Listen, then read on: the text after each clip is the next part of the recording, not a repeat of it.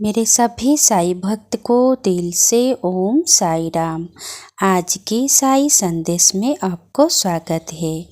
चलिए आज के दिव्य साईं संदेश में बाबा हमको क्या शिक्षा देते हैं सुनते हैं।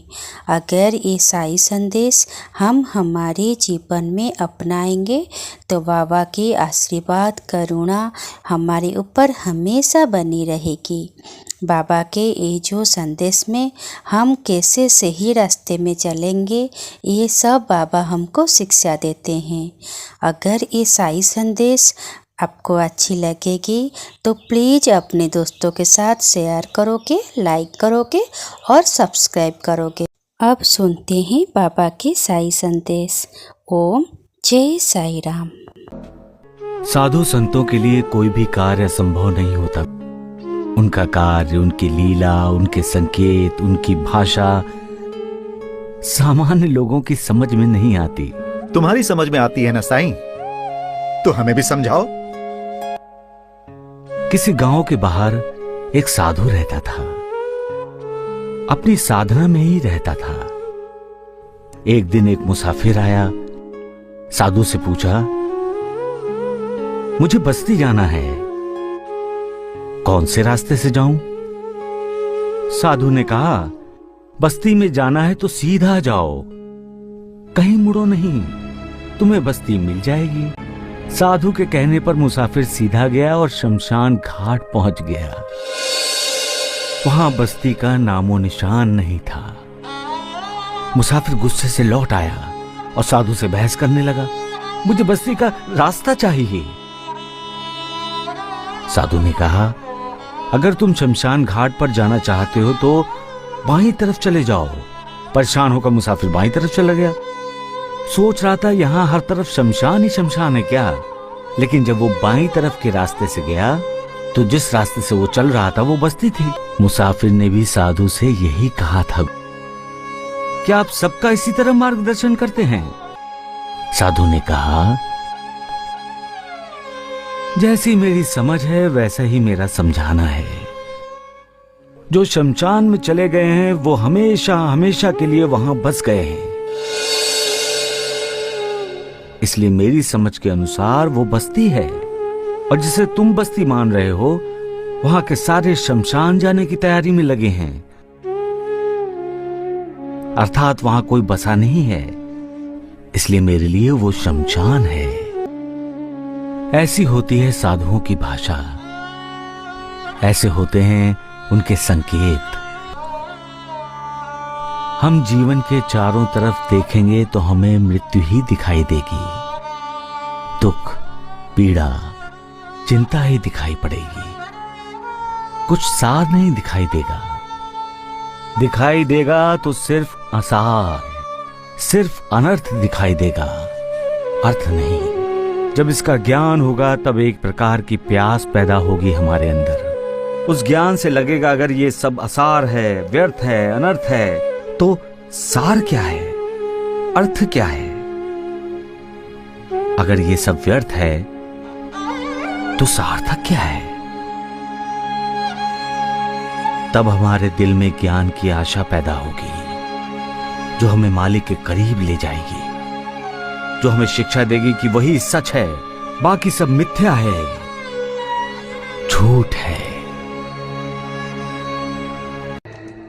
मेरी असलियत क्या है? मैं तो मालिक का दास हूं। सारे प्राणी मात्र में मुझे मालिक दिखाई देता है। मेरा ना कोई परिवार है, न घर बार, न स्त्री। फकीर हूं मैं अपनी फिक्र नहीं करता। हां, लोगों की फिक्र रहती है मुझे सुखों का कोई आकर्षण नहीं है और ना ही मैं किसी विपत्ति से विचलित होता हूं। मैं लोगों के आध्यात्म की उन्नति चाहता हूं। मैं लोगों को शिक्षा देता हूं, मीठा बोलने के लिए, किसी की भी निंदा ना करने के लिए, क्षमाशील होने के लिए, परोपकार करने के लिए, दान करने के लिए, भोग विलास त्यागने के लिए, अहंकार का त्याग करने के लिए और उस सर्वशक्तिमान की भक्ति करने के लिए। जो ये करेंगे वो इस भवसागर से पार हो जाएंगे। ईर्ष्या एक आग है जो ईर्ष्या करने वाले को ही जलाती रहती है।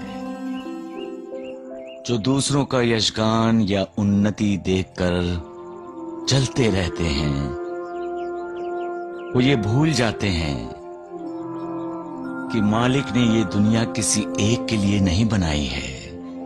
यहां चींटियां भी रहती हैं, हाथी भी, जानवर भी, इंसान भी, पक्षी भी।